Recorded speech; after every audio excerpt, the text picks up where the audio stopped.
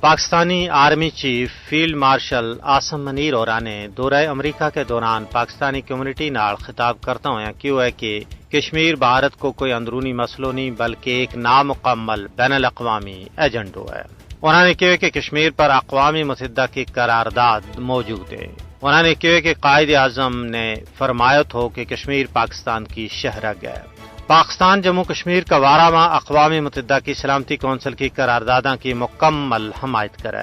انہوں نے کہا کہ پاکستان نے بھارت کی اشتعال انگیزی کو بھرپور جواب دیتا ہے۔ وہ ہون بھی خطہ میں عدم استحکام پیدا کرنے پر بضد ہے۔ تاہم پاکستان واضح کر چکی ہے کہ بھارت کی کسی بھی جہریت کو منہ توڑ جواب دیتا جائے گا۔ انہوں نے کہا کہ بھارت اپنا آپنا وشو گرو کا طور پر پیش کرنا چاہتا ہے لیکن عملی طور پر ایسا کچھ بھی نہیں ہے۔ بھارت کی خفیہ ایجنسی را کی ٹرانس نیشنل دہشت گرد سرگرمیاں میں شمولیت عالمی سطح پر شدید تشویش کو باعث ہے، جس کی مثال کینیڈا میں سکھ رہنما کو قتل، قطر میں 8 نیول آفیسروں کو معاملوں اور کلبھوشن یادو جیسا واقعات ہیں۔ انہوں نے کہا کہ پاکستان نے بھارت کی امتیازی اور دوغلی پالیسی کے خلاف کامیاب جنگ لڑی ہے۔ حالیہ بھارتی جہریت نے پاکستان کی خود مختاری کے خلاف ورزی کی اور معصوم شہریوں نے شہید کیو۔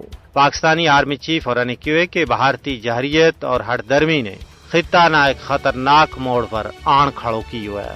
انہوں نے کہا کہ پاکستان امریکی صدر ڈونلڈ ٹرمپ کو انتہائی مشکور ہے جن کی سیاسی بصیرت کی بدولت پاک بھارت جنگ رکی ہے۔